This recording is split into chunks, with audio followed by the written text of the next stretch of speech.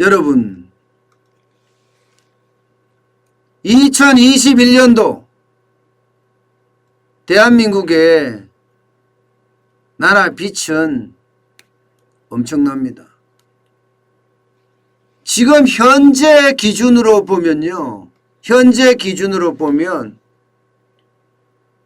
나라 빚은 900조가 훨씬 넘습니다.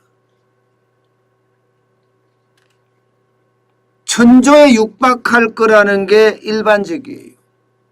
지금까지는 965조 9천억 원이지만 연말까지는 1000조가 되지 않겠느냐 하는 게 예측입니다. 그런데 1000조가 안 됐는데도 이자 보면 엄청납니다. 올해 이자 20조 4천억 원입니다.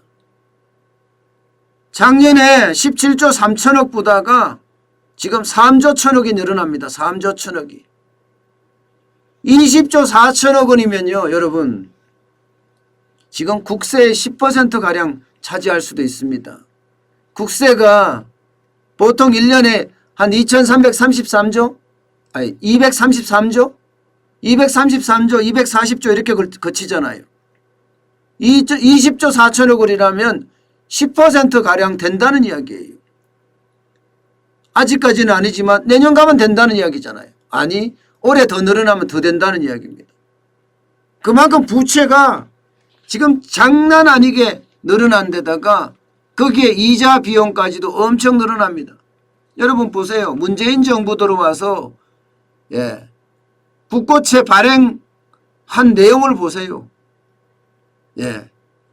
2017년 100조에 100조, 2018년 97조 4천억 원, 2019년 101조 7천억 원에서 2020년에는 174조 5천억 원, 2021년에는 현재까지 186조 3천억 원입니다. 미쳤죠. 미쳤어. 나라 살림 다 그들 내고 있는 거죠. 그동안 진짜 많은 대통령들이 고생하면서 국부를 쌓아왔는데 그 국부를 다 지금 뿌린다는 이야기예요. 다 뿌린다는 이야기. 그렇게 생각을 하면 정말로 안타까운 겁니다. 정말로 안타까운 거예요. 여러분 이자가 이렇게 나가면요. 나라 살림은 어떻게 되겠어요? 나라 살림은. 빚이 많이 나가면 여러분 소비를 그만큼 줄일 수밖에 없습니다. 여러분 가게 같은 경우 생각해 보세요. 빚이 10% 나간다. 감당 안 됩니다. 기업도 어렵습니다. 정부가 10%라고 이야기하면 이건 적은 숫자가 아닙니다. 적은 숫자가. 문제는요. 앞으로 계속 늘어난다는 사실입니다. 계속 늘어난다는 사실이요. 보시다시피 재난지원금 1차, 2차, 3차, 4차에 걸쳐서 줬잖아요. 지금 4차는 지금 하고 있고요. 여기에 자영업자 손실보상금 있죠. 문재인 대통령이 이야기했던 국민 위로금까지 있습니다. 그렇게 되면 앞으로 더 많은 국고채를 발행을 할 수밖에 없어요. 여러분 우리가 1차 재난지원금 때 보면요. 2차 추경을 해서 14조 3천억 원의 어떤 전국민 재난지원금을 지불을 했습니다. 이 당시에 8조 8천억 원은 지출 구조조정으로 충당을 했지만 나머지는 국고채였거든요. 채권 발행했다는 뜻이에요. 채권이 그만큼 많이 발행이 됐다는 뜻입니다. 그러면 앞으로도 채권이 계속 발행이 된다는 뜻이잖아요. 4차 재난지원금 지금 할 수밖에 없지요. 이거 추경할 수밖에 없습니다. 여기다가 손실보상금 추경할 수밖에 없습니다. 국민 1호금 추경할 수밖에 없습니다. 그렇다면 빚은 계속해서 늘어난다는 거예요. 계속해서. 더 큰 문제는 여러분 이자까지도 금리 발작이라고 이야기할 만큼 이자가 올라간다는 사실입니다. 여러분 3월 15일 기준으로 10년 만기 국고채 금리가 152%까지 올라갔습니다.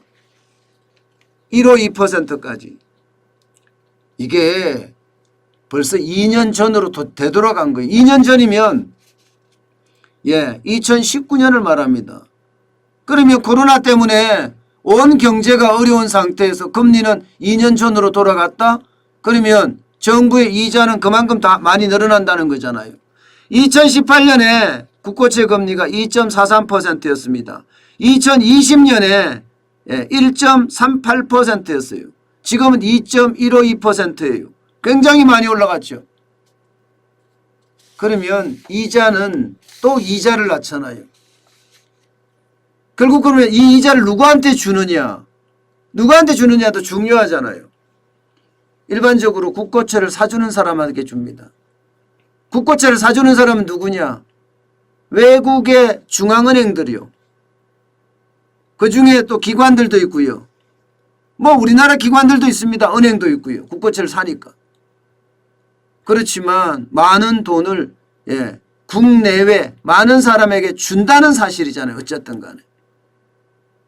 그러면 그만큼 부담은 커지고 부담이 커지면 나라 살림도 더 어려워진다는 이야기가 됩니다.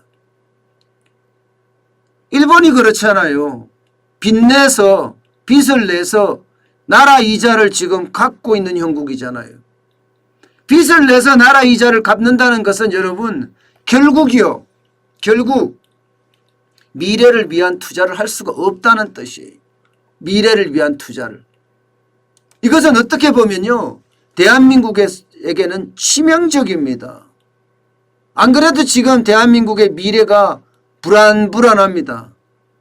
저출산으로 인구가 계속 줄어들어가고 있는 데다가 고령화로 부양해야 될 사람들은 굉장히 많아져요. 우리가 부양해야 될 베이비 부모 세대 한 세대가 100만 명이 넘습니다. 100만 명이. 지금 태어나는 신생아 수는요. 30만 명도 깨졌어요.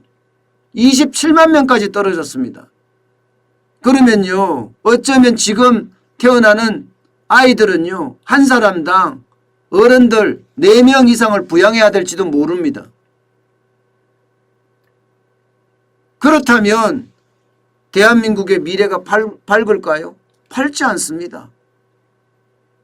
굉장히 어두운 상황인데 여기에다가 나라가 이자로 내야 될 돈이 점점 많아진다는 사실은요. 결국 미래를 위해서 돈을 쓸 수 없다는 이야기가 됩니다. 돈을 쓸 수 없다.